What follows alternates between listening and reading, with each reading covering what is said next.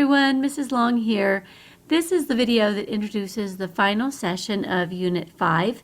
After 4 long weeks of working on the inquiry report, this is the session when everything comes together.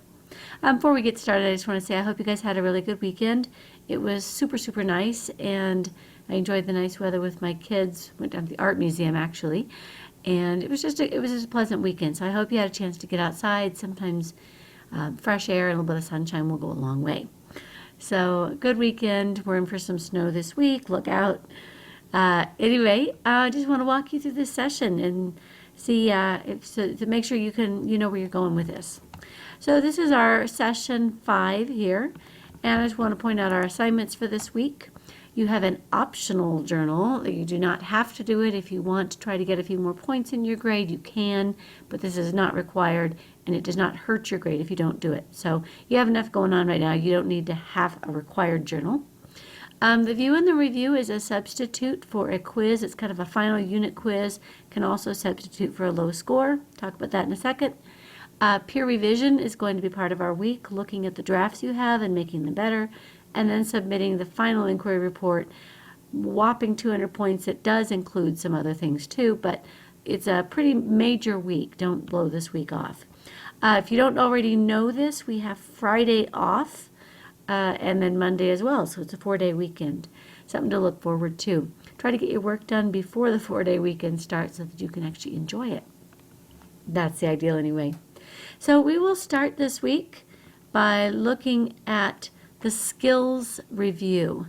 And if you know, throughout the unit we've been looking at punctuation of quotations, introductory phrases, transitions, all that's coming together. You've taken several quizzes on those skills, and this is an opportunity to improve your grade a little bit if you did poorly on one of those skills, or one of those quizzes. So you're going to start a tour here with Unit 5. You're going to answer questions in this interactive video, and then it'll be scored, and I will automatically enter that into your grade. Again, if it's higher than the lowest score that you got, then I will replace that lowest score. Remember the goal as we are headed toward revising our paper, and that's what most of the session is about. You've got some characteristics of the trait that you can look at, and if you want to review those mentor texts from session 1, or some of the chart that we did as a class where we looked at different traits, you're welcome to. You can also take a look down at some of the Jeffco provided examples, mentor texts of inquiry reports, so that you can really sense whether you're on target or not.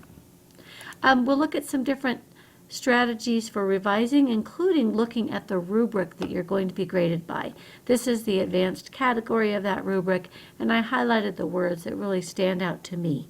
So as you're looking at your paper and you're looking at the rubric that is going to be the basis of your grade, it's a pretty big project, so don't blow that off. These are the characteristics that I'll be looking at. You're going to be doing some peer revision, and in this particular discussion board for peer revision, I want you to post your draft, and then I want you to choose one paper, and provide some very constructive, formal feedback on that. There are some story frames that you can use, not story frames, sentence frames, that you can use to provide that feedback. So what you're thinking, for example, when you read the introduction, give the reader that, or the writer that information so that they know whether you're confused or whether you're whether you think they're headed in a different direction. And you'll see that this corresponds with the rubric, but you'll be finishing some sentences. And then you'll be posting your response to that person. One person should review a particular paper. I did have someone in the feedback from first semester say that too many times someone got a lot of feedback and someone else got nothing. And it should work out 1 for 1. If everyone has gotten a paper posted, then everyone should be receiving some feedback. So hopefully that will work well for everyone.